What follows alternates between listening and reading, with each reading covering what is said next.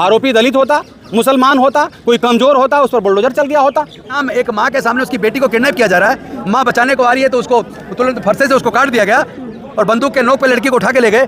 तो कहाँ योगी जी तो केवल बोलते हैं। वो तो हमारे बच्ची के ऊपर भी आरोप लगा रहा है कि वो प्यार मोहब्बत का खेल। अच्छा ठीक है, प्यार मोहब्बत में क्या होता है, मर्डर होता है, हाथापाई कर रहा है, हमें ढकेल रहा है। कौन अधिकार दिया पुलिस को? और अभी भी वो पुलिस बने हुए उनको अभी भी उनके ऊपर में कोई कार्रवाई नहीं हुआ।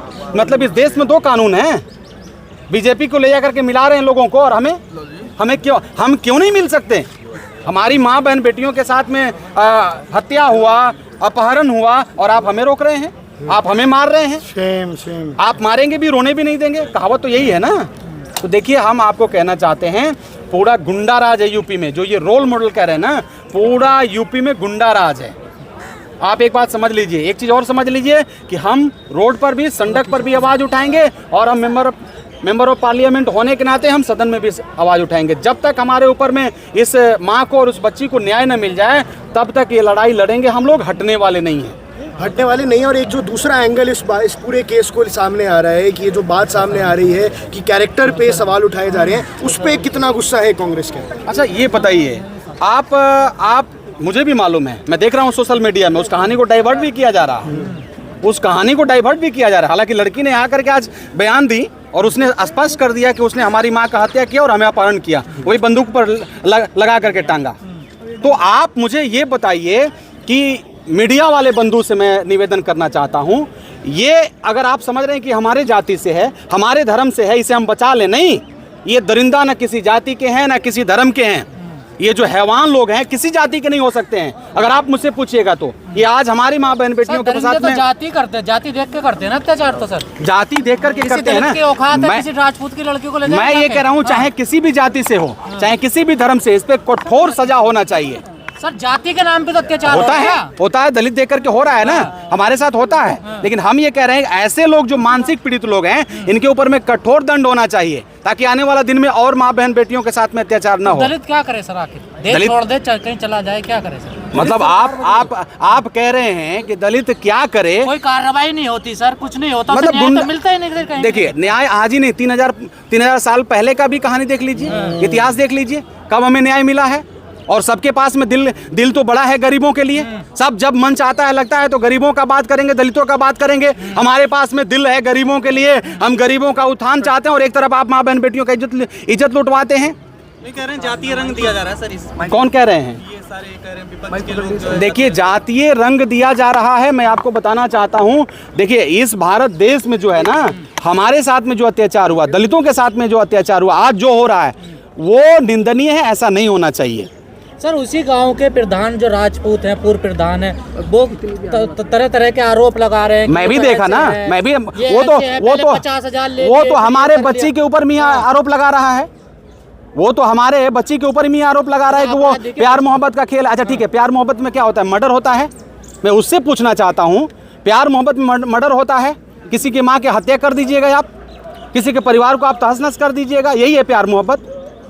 सर जानवरों से भी सस्ती जान समझ लिए दलितों की आज। मैं तो वही कह रहा हूँ ना, इस देश में हम सुरक्षित नहीं हैं। और खास तौर पर जहाँ बीजेपी की सरकार है, वहाँ दलितों पर अत्याचार है, वहाँ मजबूरों पर अत्याचार है, वहाँ इवन किसी भी समाज के जो लाचार लोग हैं, जो गरीब लोग हैं, उनके ऊपर में अत्याचार है। खास तौर पर दलितों को यूपी में जिस प्रकार से लोग तहस नहस कर रहे हैं, ये बड़ा दुर्भाग्यपूर्ण है। आरोपी अगर मुसलमान होता तो क्या होता है? बुलडोजर चल गया होता। आरोपी दलित होता, मुसलमान होता, कोई कमजोर होता, उस पर बुलडोजर चल गया होता। अब इस पर क्यों नहीं चला? सांसद जी रास्ता क्या निकलेगा, कैसे रास्ता निकलेगा? भाई एक बात समझ लीजिए, सभी समस्याओं का हल निकला है, और इसका भी समस्या ये है, और इसका भी हल निकलेगा।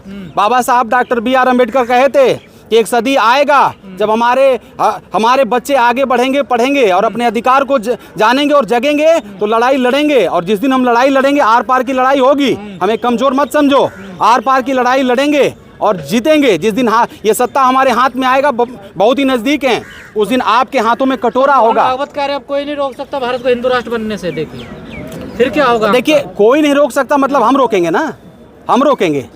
हम भी कह रहे हैं हम रोकेंगे। मोहन भागवत तो ये भी कह रहे हैं कि तो मूछ रखने पर मारा जा रहा, घोड़ी चढ़ने पर मारा जा रहा, अच्छे कपड़े पहनने पर मारा जा रहा, कैसे रोकोगे? हम तो मतलब अच्छा, ये संविधान जो है किसका बाप ने बनाया, ये भी आपको मालूम है? ये जो भारत देश चल रहा है ना, किसके संविधान बनाए हुए संविधान पर चल रहा है, ये भी तो आपको पता होना चाहिए। ये भी तो आप बोल सकते हैं, जरूर उस संविधान का धज्जियां लोग उड़ा रहे हैं, लेकिन यही संविधान उनको सबक सिखाने का काम करेगा और हम संविधान से बनेंगे। आप लिख लीजिए, जो बाबा साहब डॉक्टर बी आर अम्बेडकर ने जो संविधान बनाया है, उसी संविधान में हो करके, अधिकार में होकर के हम एक दिन इस पर राज करेंगे और आपको सबक सिखाएंगे। निश्चित तौर पर ये ठाकुरों की सरकार है। ब्राह्मणों की भी वहाँ हत्याएं बढ़ रही हैं, पिछड़े वर्ग की भी हत्याएं बढ़ रही हैं, दलितों की भी हत्याएं बढ़ रही हैं, माइनॉरिटी को भी प्रताड़ित किया जा रहा है और बुलडोजर भी चुन चुन के चलाया जा रहा है जाति और धर्म देख के। तो कानून का शासन तो उत्तर प्रदेश में है ही नहीं, क्योंकि उत्तर प्रदेश की जो सरकार है वो मनुस्मृति से अपने राज्य को चलाना चाहती है, उसका संविधान में भरोसा नहीं है। लेकिन सर योगी जी तो कहते हैं यूपी में ना कर्फ्यू ना दंगा, सब कुछ चंगा करना चाह रही है सर। योगी जी के कहने से होगा क्या? खुलेआम एक माँ के सामने उसकी बेटी को किडनैप किया जा रहा है, माँ बचाने को आ रही है तो उसको तुरंत फरसे से उसको काट दिया गया और बंदूक के नोक पे लड़की को उठा के ले गए।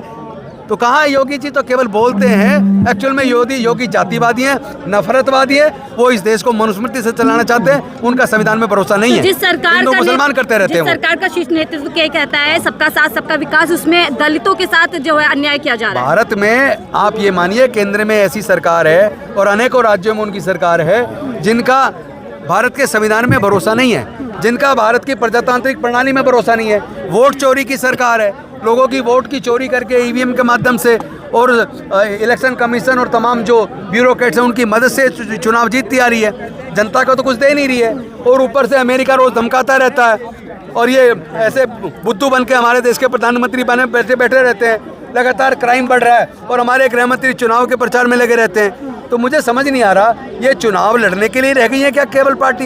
ये सत्ता, केंद्र की सत्ता चुनाव के लिए नहीं है, केंद्र की सत्ता देश को चलाने के लिए।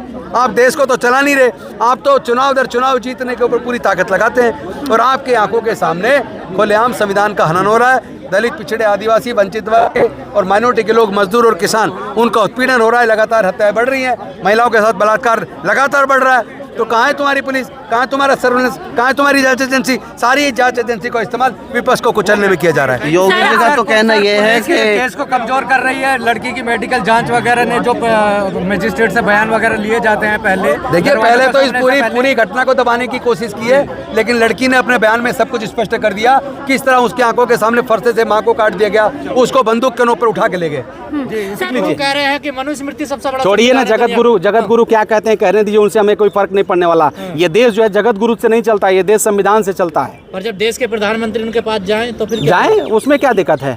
वो स्वतंत्र, लोकतंत्र में सब स्वतंत्र हैं, जिसको जहां जाना है जाए, उसमें हम काहे रोकेंगे? अब तो हम क्यों रोकें? हम कौन होते? बात हो रही है ना, संविधान बदल सकते हैं, आपको लग रहा है? जब तक यहाँ दलित जीवित हैं, जब तक संविधान को चाहने वाले जीवित हैं, तब तक आप संविधान बदल दीजिएगा, है ताकत? आपके नेता तो कह रहे हैं खतरे में है संविधान, हम भी कह रहे हैं खतरे में है संविधान, और उसका प्रमाण भी हम दे रहे हैं कि हमारी माँ बहन बेटियों के साथ में इज्जत लूटा गया, उसे अपहरण किया गया, मर्डर किया गया और अभी तक बुलडोजर नहीं चला। इसलिए तो हम कह रहे हैं कि संविधान खतरा में है। इसी तरह कह रहे हैं कि ये लोकतंत्र खतरा में है। अपराधी सीएम की जाति का इसलिए ढील हो रही है क्या? ये भी हो सकता है, ये भी हो सकता है, आपकी बातों में जान भी हो सकता है।